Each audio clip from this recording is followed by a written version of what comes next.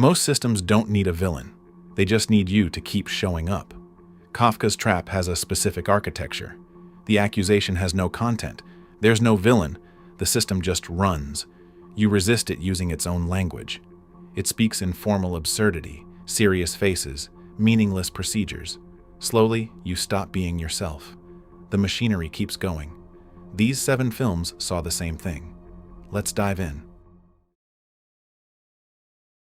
Paul Hackett is an office worker. One night, he calls a woman he met earlier that evening at a coffee shop and takes a cab to her Soho apartment.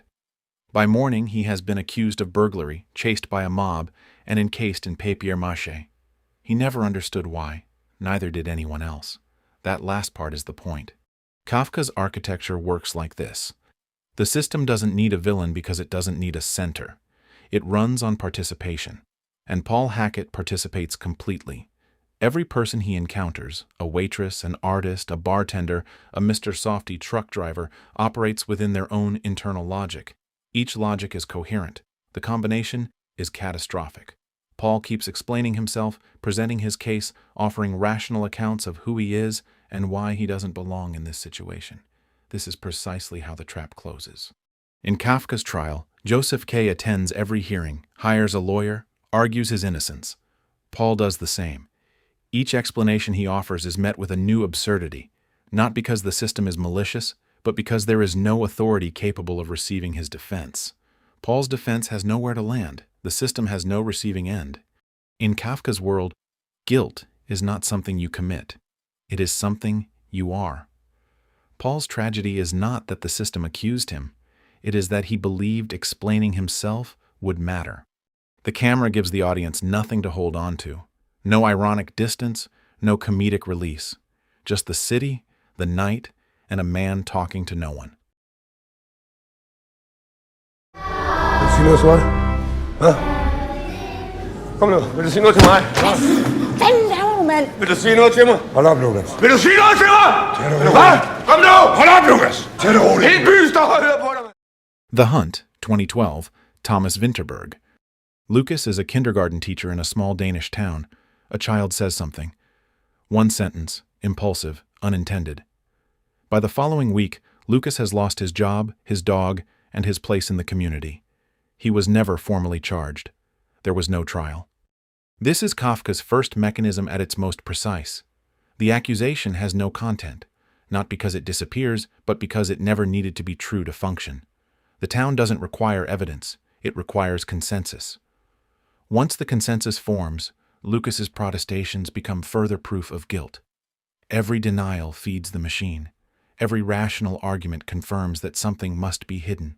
The system has no center, no authority to appeal to, no procedure that could reverse what has already been decided in the space between neighbors. But Vinterberg goes further than most Kafka readings stop. Lucas is eventually, provisionally, accepted back. He returns to the church, to the Christmas table, to the rituals of the community. This is where the film becomes truly unbearable. Kafka wrote that guilt arrives before the crime. Lucas has internalized the system's verdict not by confessing, but by returning. He sits in the pew as a man who has been measured, found wanting, and permitted to remain, on the community's terms, under the community's gaze. The town doesn't need to exile him. Exile would be a release. A year later, during a hunt, a bullet hits the tree beside him. The shooter reloads, points, then disappears into the light. The system's reminder, you are still here. So are we. Good morning. 44 days left. Breakfast is served. The Lobster, 2015, Yorgos Lanthimos. In this world, single people are taken to a hotel. They have 45 days to find a romantic partner. If they fail, they are turned into an animal of their choosing. No one questions this. The staff explains the rules with the calm efficiency of a human resources department. There is no villain here. The hotel manager is not cruel. She is procedural. The guests are not victims of malice. They are subject to policy. The system doesn't hate you. It simply has no category for you. Some escape to the forest. They call themselves loners. They have their own rules. No romantic relationships, no flirtation, no physical contact. Violations are punished with mutilation. The leader enforces the code with the same procedural calm as the hotel manager. This is where Lanthimos makes his Kafka explicit. The forest is not freedom. It is the hotel's mirror image. The same architecture, different content. The hotel criminalizes solitude. The forest criminalizes love. In both systems, the individual has no sovereign claim to their own nature. The only thing that changes is which version of yourself is forbidden. Kafka knew there was no outside. Joseph K. doesn't escape the court. He carries it with him, feeds it with his participation, cannot imagine a life structured around anything else. The Lobster's characters move from one system to another and arrive at the same place, a set of rules that precede them, that will outlast them, and that have never once considered them. Actions have consequences. Yes, often. No, always. Actions always have consequences. In this office, actions have consequences. Yes, sir. Not just physics, morally. Yes. And we both know about your actions. No, sir. I know about my actions. I can interpret, Clive. I know what you meant me to understand. A Serious Man, 2009, Joel and Ethan Coen. Larry Gopnik is a physics professor in 1960s Minnesota. His wife is leaving him for another man. A student is bribing him for a grade. His tenure is under threat. His brother won't leave the couch. He has done nothing wrong. He knows this. It changes nothing. Larry goes to see a rabbi. The rabbi tells him to change his perspective, to look at the parking lot outside his window and find meaning in it. Larry goes to see another rabbi. This one tells him a story about a dentist who found Hebrew letters carved into a Gentile patient's teeth. The story resolves nothing. It is not meant to. Larry goes to see the most senior rabbi of all. The secretary tells him the rabbi is busy. He is always busy. He does not see people like Larry. This is Kafka's architecture made visible. The accusation has no content. Larry cannot identify what he did to deserve any of this, and neither can anyone he asks. Each rabbi visit is not a step toward resolution. It is a ceremony that confirms the accusation's permanence. Larry emerges from each office with the same problems, now institutionally ratified. The court wants nothing from you, Kafka wrote in the trial. It receives you when you come and dismisses you when you go. Larry keeps coming back anyway. His guilt, undefined, unearned, unresolvable, becomes the organizing principle of his life. The Coens end the film with a tornado on the horizon. The tornado doesn't explain itself. Neither does anything else in the film. The Exterminating Angel, 1962, Luis Buñuel. After a dinner party, the guests cannot leave.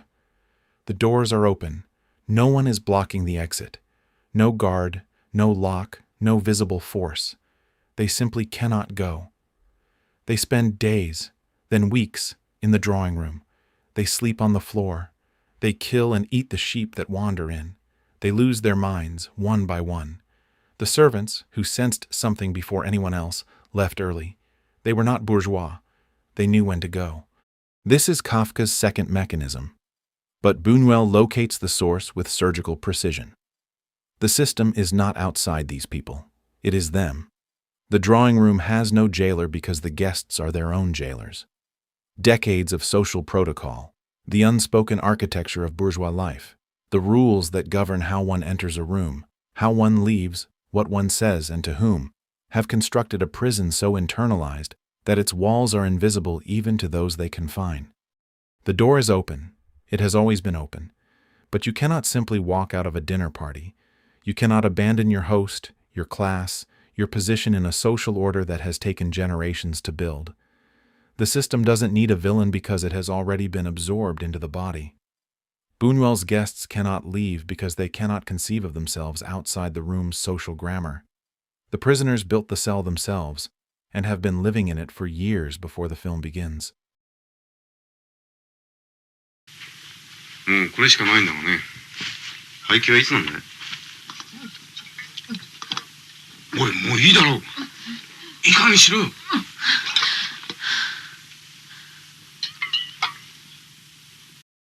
Woman in the Dunes, 1964, Hiroshi Teshigahara.